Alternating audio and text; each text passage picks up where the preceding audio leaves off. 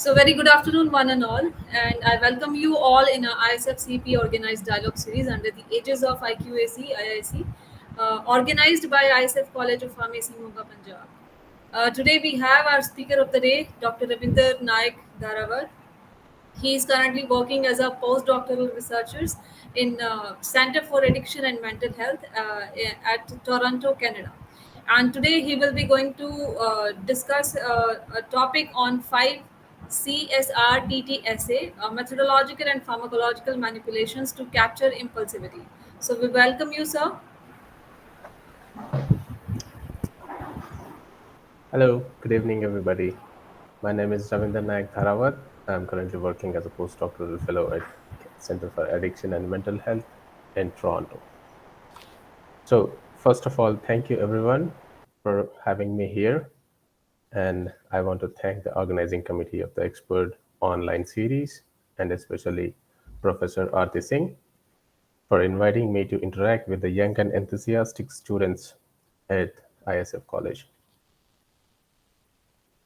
CAMH is a premier research institute in the area of mental health and addiction in Canada, and this institute has a research hospital which is affiliated to University of Toronto. So, before getting into the details of my talk, okay,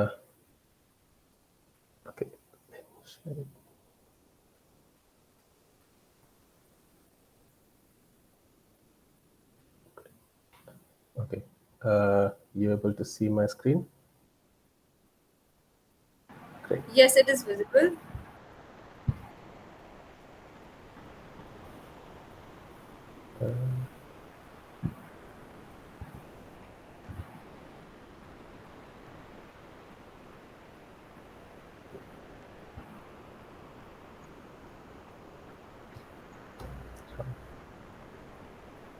Yeah, I think you should be able to see the screen now. Yeah, it is visible. Great. So the topic of my research If it is is possible, can you just go to the slideshow mode? Slideshow mode. okay. Just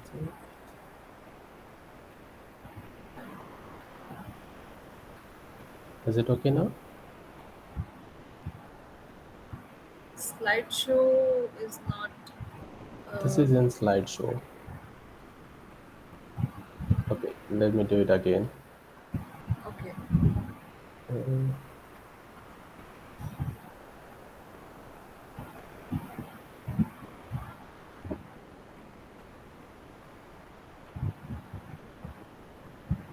is it okay now? Yeah, it is one. You can start. Okay, great. Thank you, Dr. Ati. So the topic of my title is 5 TTSA, which is we call 5 choice assay, and how do we make pharmacological and methodological manipulations to capture impulsivity, and why this matters to us, and what do we do with it, how is it going to help us in our experiments or in our project. So what do we do now? Currently, I'm a postdoctoral researcher working in the group of CDA program. So CDA means cognitive dysfunctions in addictions, which is a larger program which consists almost 7 projects within it. So each project has a particular area of research, and each project contains a team of maybe 5, 6, 10 people, and they will be working on a different project. So all these 7 projects are going simultaneously, and this is a multi-million-dollar project funded by CAMH Discovery Fund. So CAMH has its own fund. They fund different projects via that fund. So one of the project I'm working in, which is a P5, we call it, stands for Project 5. This is a preclinical study, and rest of the studies or the rest of the projects are mostly in clinical populations. So For example, this is just to give you an idea about how the program works and how the collaborative research is done at CAMH. So P1, they enroll the patients and they assess the cognitive functions in patients with alcohol use disorders or substance use disorders. And then they see for the clinical markers, like if there is an irrelevant clinical marker, which can be translated to the clinic. And in second project, the project P2 studies imaging biomarkers using PET scanning, MRI, and other stuff. In the third project, the third project works on mechanistic biomarkers in blood. So these guys take the blood from uh, uh, patients who are enrolled in P1, and they assess their blood biomarkers to see if there is any particular uh, change in that particular biomarker in the persons or the population of interest. And there is P4, which uses RTMS as an intervention to see if this particular method can be used to reduce the impact of alcohol use disorders or substance use disorders. Then it comes to P5, which is our project, the project I'm working in. So we uh, gather the data from P1, P2, P3, and P4 to use this data in P5 to replicate our reverse translation kind of studies. So we see whatever the observations made in the clinic, we try to replicate them in the preclinical studies. So our aim is to identify altered executive dysfunctions in alcohol use disorders and their reversal by novel therapeutic uh, agents. So to study these objectives, we have employed few behavioral tests that are like executive for the executive dysfunctions. Executive functions include inhibition. One is the person has to have control on their actions, like whether to respond or not respond. So proactive or active or inhibit, and updating their working memory all the time. So this is done in rodents using YMAGE and set shifting using operand boxes. So these are three major functions we are going to study in this particular P5. And other than this, there are P6 and P7. These are two other projects where they gather all the data from P1, 2, 3, 4, and 5, and they assess what was the impact of this particular project or the program and how that can be translated into the clinics or the patients who are suffering from substance use disorders. Sorry for the interruption. If can you Sure. please check slide is moving? It is. I think it is not moving. I haven't changed. Is it still on the first slide? Yeah, still on the first slide. Okay. Now it is moving. Yeah, you Uh, can. I think it is not in the slideshow.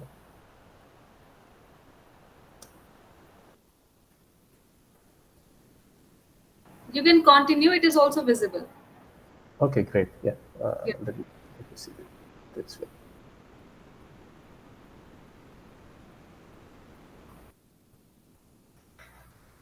So, majorly the CDA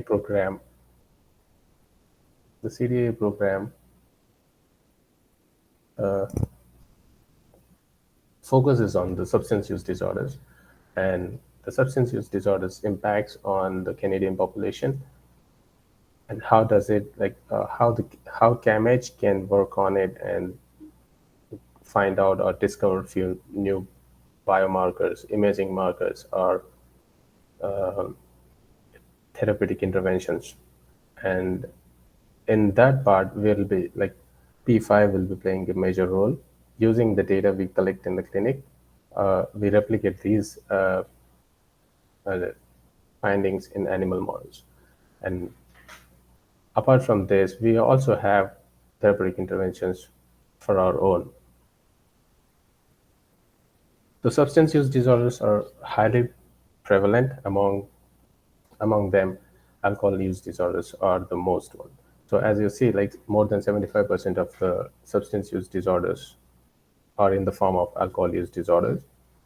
And the, as I said, in the clinical setup, P1 to P4 would be working on mostly on substance use disorders. Out of that, 75% of the cases they get are related to AUD. This is from our pilot studies or the data so far we collected. And so these substance use disorders or AUDs are comorbid with anxiety, mood disorders, aggressive behaviors, and they are like the the people who use substances. They also prone to use other substances. Like if someone is using alcohol, he might prone to get addicted to or prone to use other substances like nicotine or any other synthetic drugs. Apart from that, cognitive dysfunctions is a major problem with the substance use disorders. That is why this particular program, the CDIA, is funded for. The underlying pathologies, when we come to the underlying pathologies in alcohol use disorders, since majority of the substance use disorders are in the form of alcohol use disorders, so uh, that's the priority research of P5. So this is the project I'll be working on. As we know, like this is extremely complex, and uh, there is a interplay between multiple uh, neurochemical systems in the brain. So far, with the literature support, we could say that there there is a play of dopamine, serotonin, glutamate, GABAergic system, opioid, and noradrenergic systems. Apart from this, there is a role of inflammasome in the alcohol use disorders pathophysiology. So with these base, and we got to know like it is already evident that every particular system that is mentioned on this slide plays a major role in cognitive functions of a person. So GABAergic system works in signal processing, spatial memory, working memory, attention. Like dopaminergic system, it also plays a role in spatial learning, memory formation, reversal learning. So all this stuff. So as we know that GABAergic system, serotonergic system, glutamatergic system, dopaminergic system, opioids, inflammasome, and noradrenergic. All these play major roles because with this base, we have selected few drug molecules which can potentially be translated as therapeutic interventions for alcohol use disorders. So drugs of our interest are these drugs target. We have 4 drugs in pipeline, and each drug uh, particularly acts on a different system.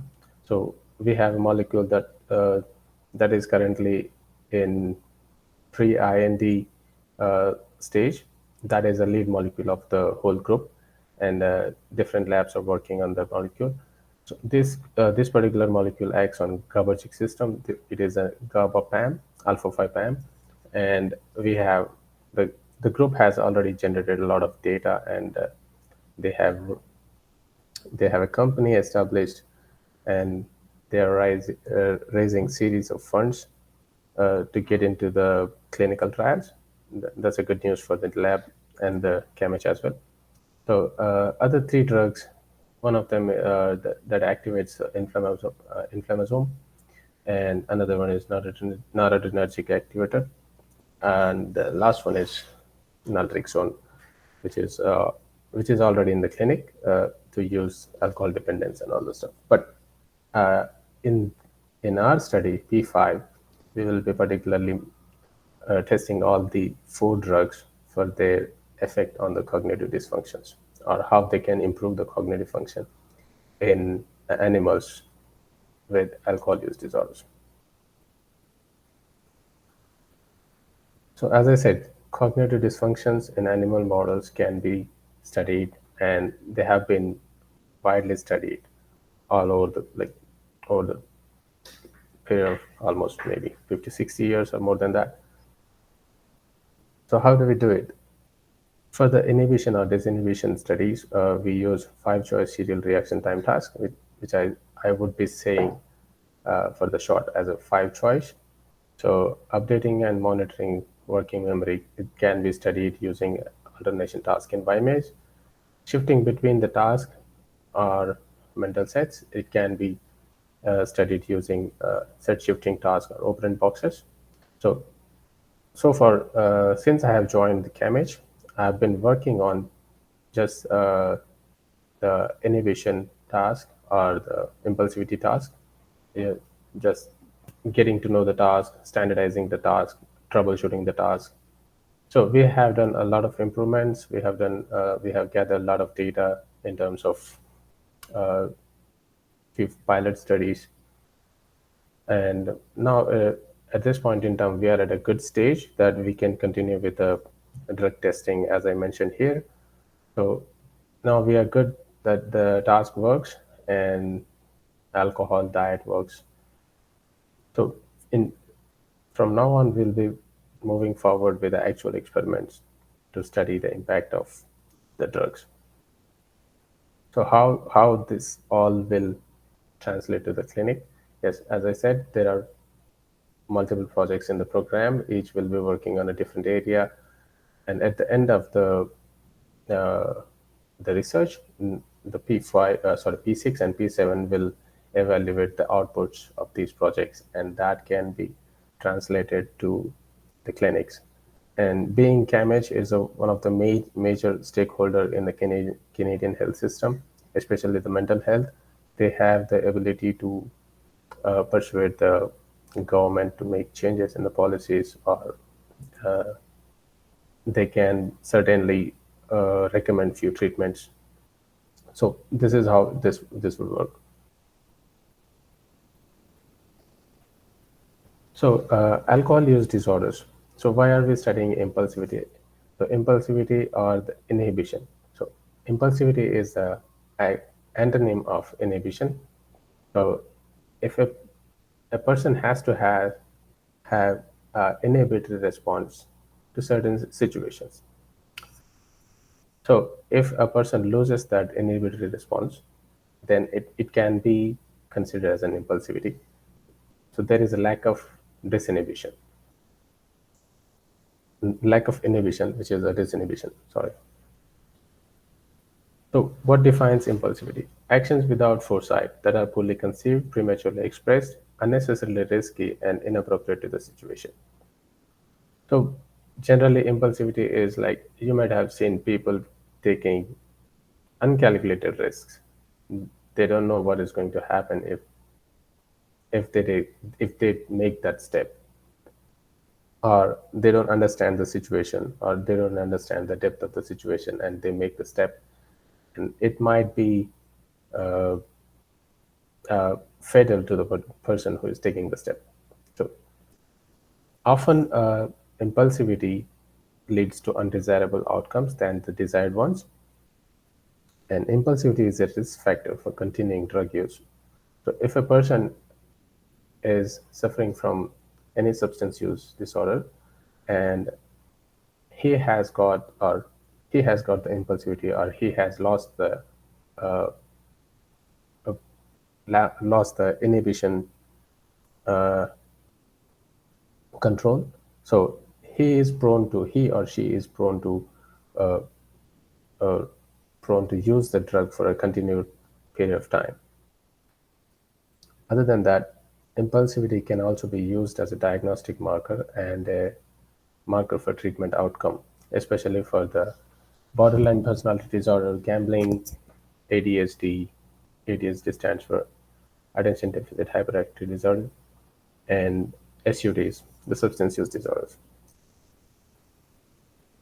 So this can be used as a marker for the treatments or the diagnosis. That is why we chose to study this particular. cognitive function or cognitive task in animals. So, as the title of my topic suggests, the five choice task, the five choice serial reaction time task. This is a task which we do in a box, which is a closed premises for the. So we keep the rat in the box, and it has five choice, as you see on the left side. Uh, if you could see my cursor, there are five apertures, and there is another aperture or which is right opposite to the five apertures. So here, uh, the animal gets a stimulus in the form of light, which is lit in one of the apertures, and it has to make a response to one of the wherever the light is lit. And as it makes a correct response, whenever it makes a correct response, it gets a reward in the form of a sucrose pellet on the right side of the box. So I'll show you a, a video how the animal does the task. So here you see the Longevance rat is waiting for the stimulus to come. Yes, it made the response and it got the food pellet on the other side of the box. Now it has to wait for the next one. So there is another one. So this is this is a series of tasks. So the animal has to make a move and do the task. So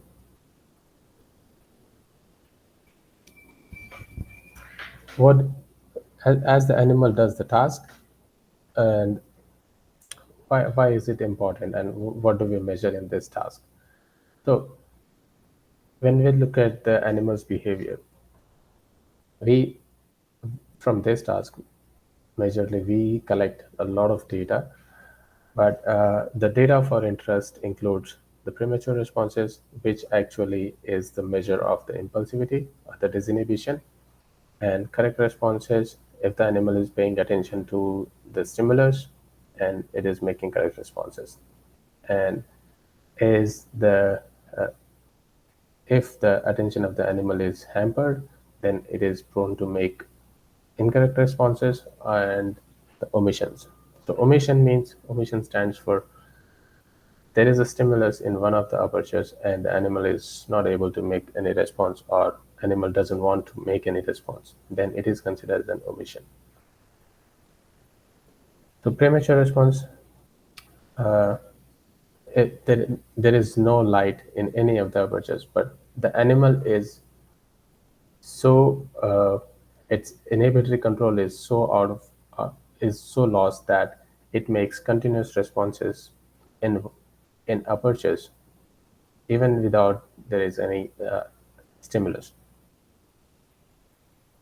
So for the five choice assay, this assay takes a lot of time to train the animals. Roughly, it takes 3 to 4 weeks to train the animals to get to the baseline of the task. So it is a gradually it involves a gradual training of the animal using different training stages. For example, here for the training stage 1, there is a stimulus duration for 30 seconds and ITI of 2 seconds. And the criteria to move to the next stage is it has to do 80% or 80 correct trials. So what do you mean by stimulus duration 30? The light lit in any of the apertures should stay on for 30 seconds so that it is visible and it is perceived by the animal so that it can make the response. And the idea is, since this is a series of a series of reactions of task of series of reactions, so it will have like number of trials. So the time between two trials is called as intertrial interval. In the initial period of training time, the ITA would be less because the animal has to get attached to the task, so it can make repeated trials or do the repeated trials within less time. As the time goes along and the animal gets trained, we gradually increase the ITI and reduce the stimulus duration. So initially, the animal has to check for 30 seconds. The stimulus is lit for 30 seconds, then 20, 10, 5. And our baseline in this study is to get the animal to respond to a stimulus duration of 2.5 seconds. The stimulus is just on for 2.5 seconds, and the animal has to grasp that and make a response to that. And it has to wait for 5 seconds for the next trial to begin. So at this stage in the assay, it has to make 80% correct trials with above 80% accuracy. So if the animal reaches to this stage, then we consider it is to be fit for the next actual experiments or the testings of drugs. So this is just the baseline. Once the animals are at the baseline, now we need to assess their impulsivity. Actually, can this assay cause impulsivity, or can we measure impulsivity in this assay by making some methodological changes or pharmacological manipulations? So literature suggests that uh, making a slight change in the protocol can cause impulsivity. So this is at the baseline. Baseline is good. The animals are making very less premature responses. They are doing more than 80% of correct responses. There are negligible amounts of incorrect and omissions. That means the animals are healthy and not manipulated in any way. But when we change the method a little bit by just modifying the time of stimulus duration or the intertrial interval. So intertrial interval, as the baseline suggests, that is a 5 seconds, but when we increase it, so how it works, as you see Paulonian experiments with dogs, there is a bell, and it has to wait for the bell to ring, and then it gets the food. So it has to wait. The animal has to wait to get the food reward. But when the animal loses control over its inhibition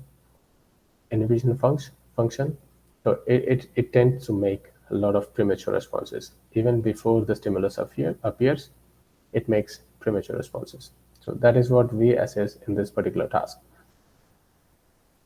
So we have two methods. One is long fixed ITI, where we just lengthen the ITI from 5 seconds to 10 seconds, and we reduce the stimulus duration from 2.5 to 1 second.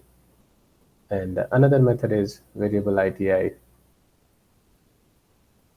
where we keep the stimulus duration as it is, and ITI, like the ITI is 5, 10, 15 seconds. So the next task can come at any point of time. It could be after 5 seconds, it could be 10 seconds or 15 seconds, and it is random. It is computer generated, so animal doesn't know uh, when when the next task would be or the next trial would be. I think there is a mistake on this slide. This is 2.5 in the long fixed ITI and 1 second in the variable ITI. My apologies for that.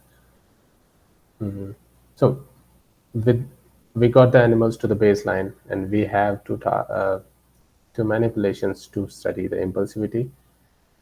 And when we did this experiment, we found very good results.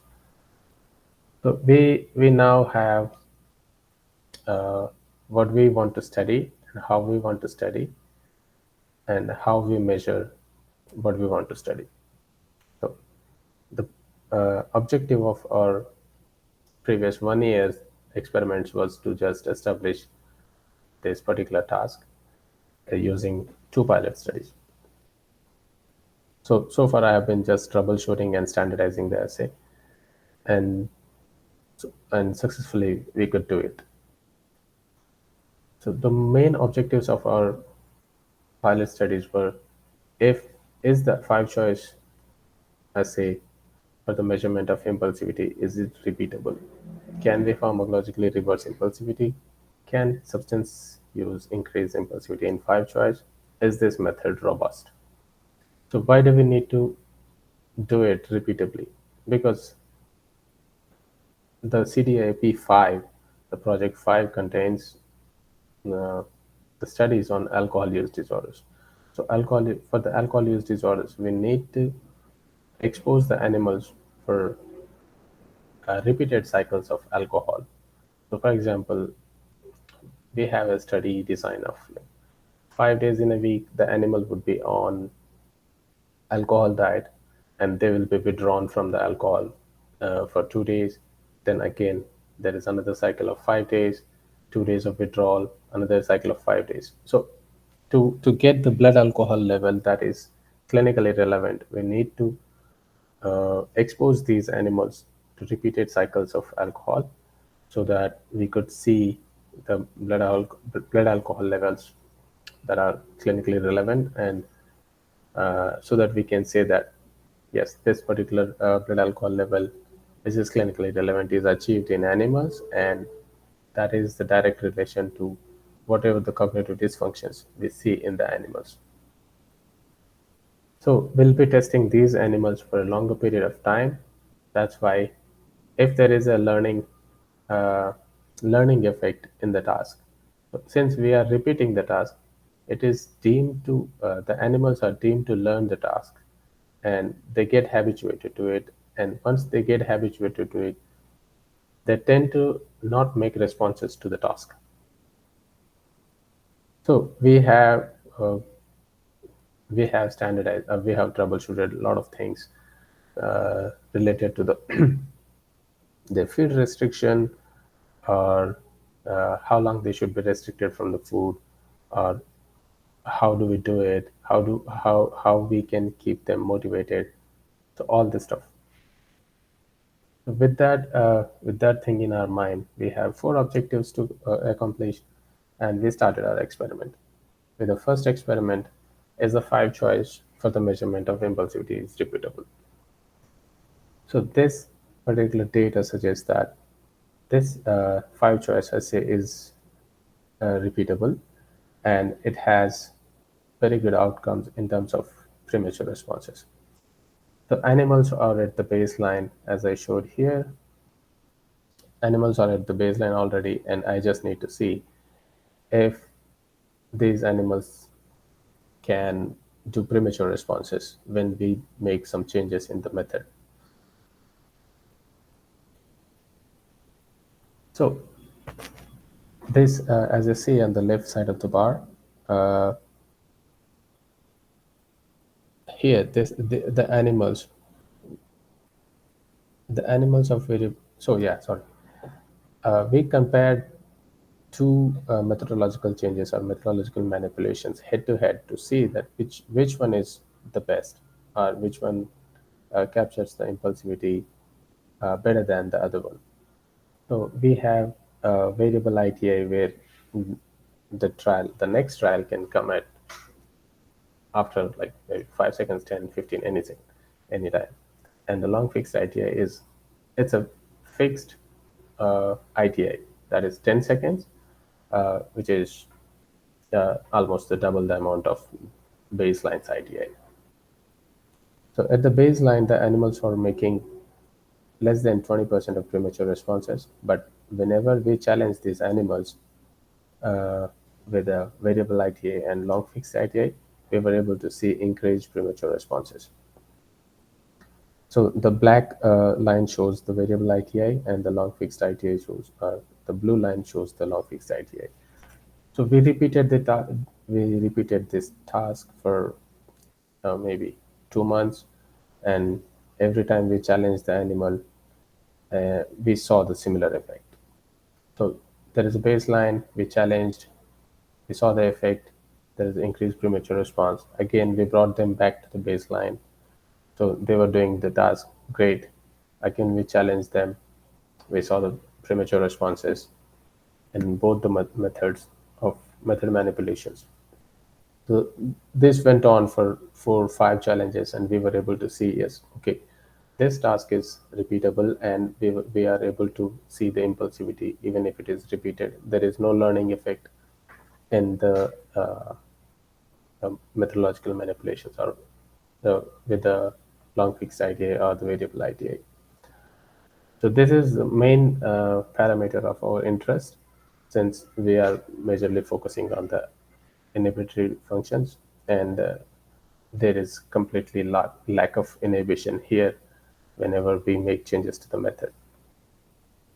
Apart from that, this method uh, is so reliable that the animals are making more than 80% of the more than 80% with of the responses accurately.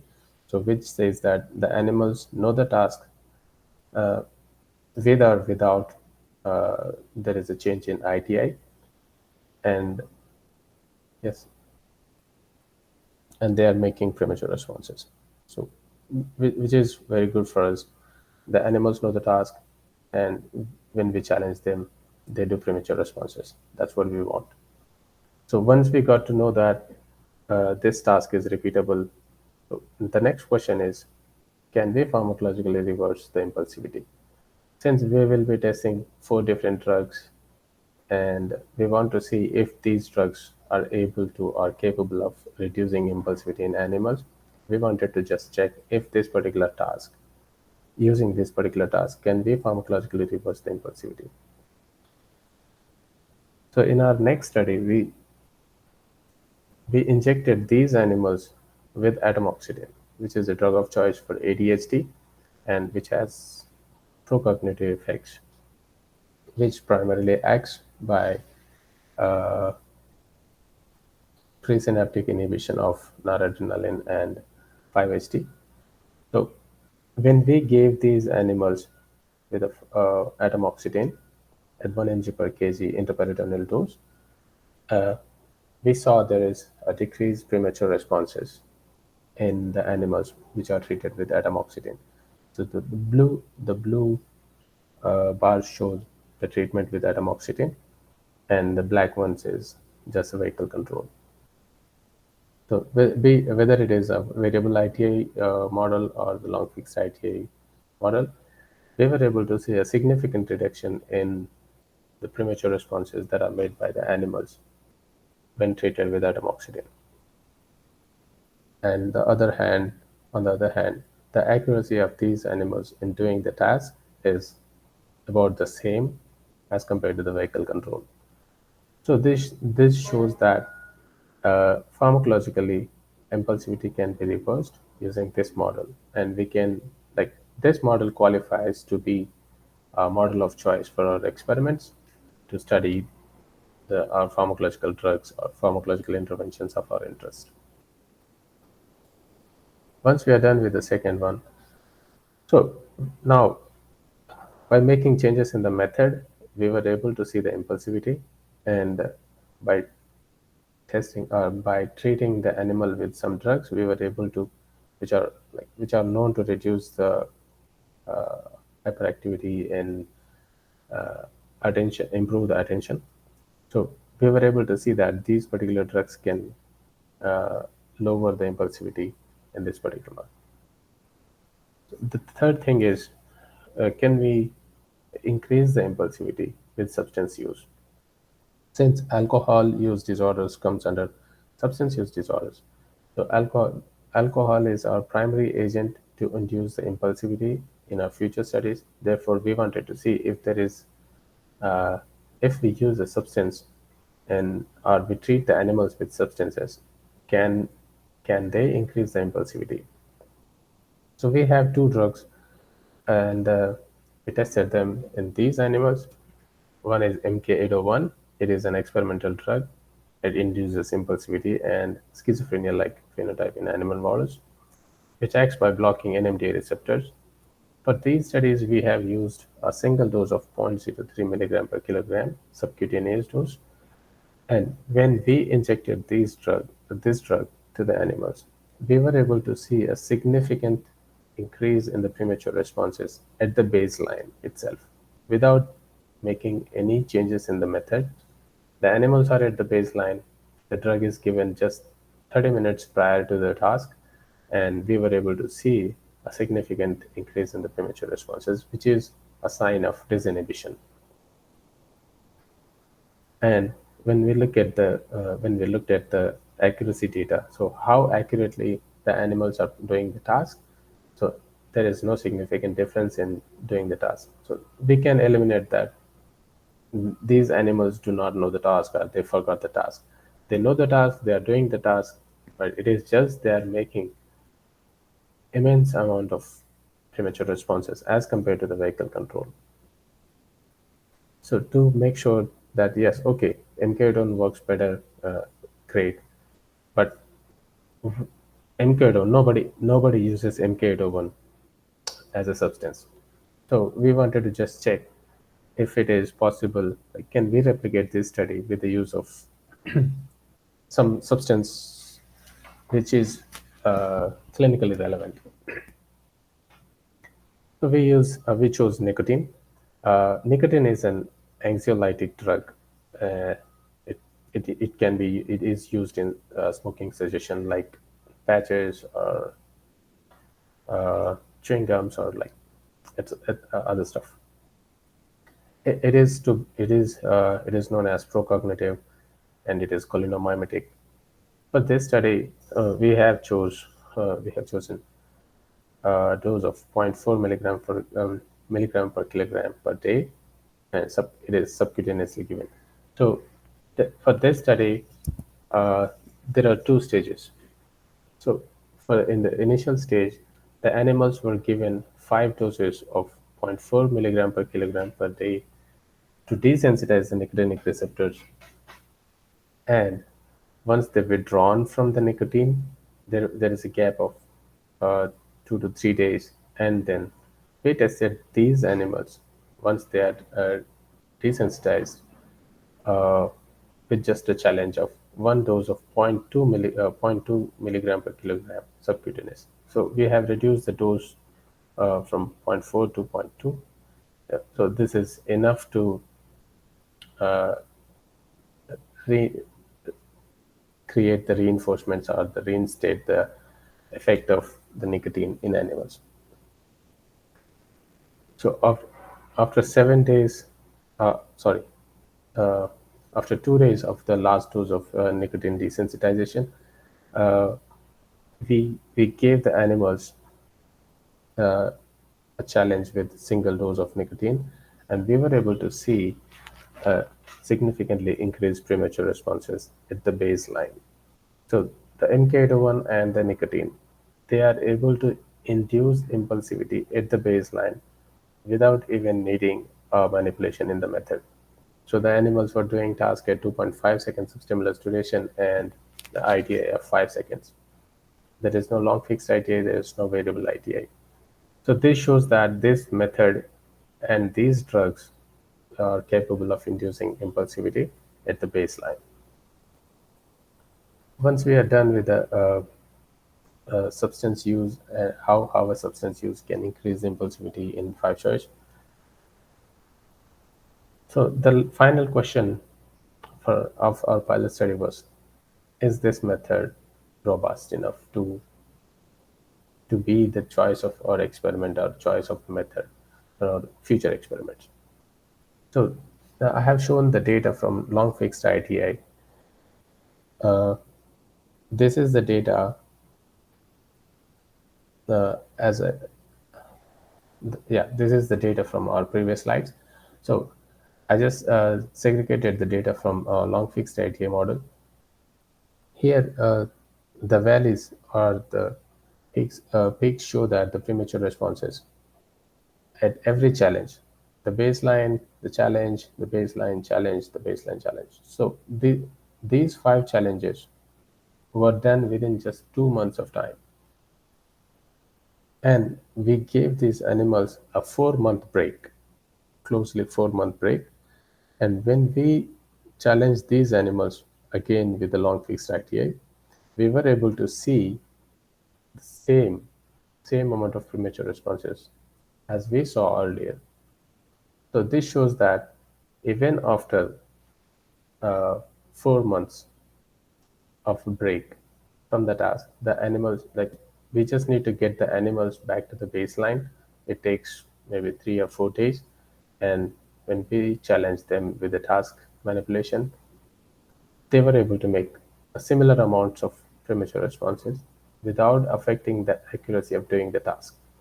So this shows that this method is robust enough to capture the impulsivity, and it is good uh, for our experiments, and it is validated, and it is a best choice for longer period of experiments. So at the end of our pilot studies, we were able to see, yes, five choice for the measurement of impulsivity is repeatable, and we can pharmacologically reverse the impulsivity, and we can induce the impulsivity by using substances, and this method is robust enough for our future experiments. So in the future or in coming studies, we will be uh, doing experiments with alcohol.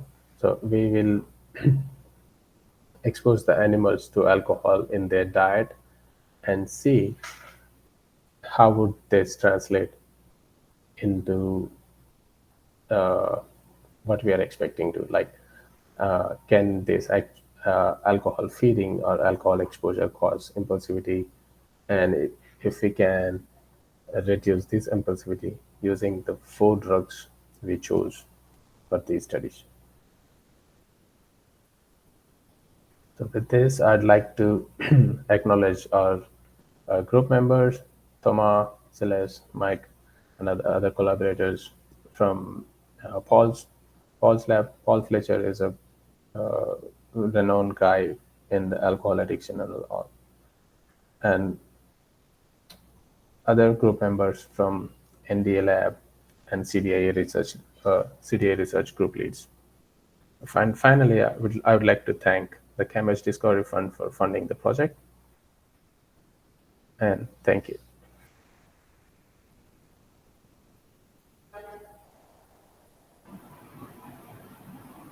So thank you for sharing.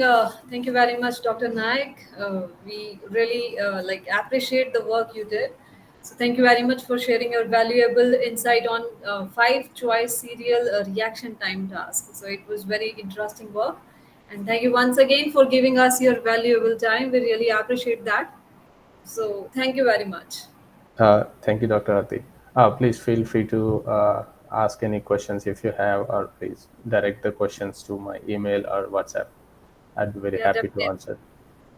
definitely, definitely.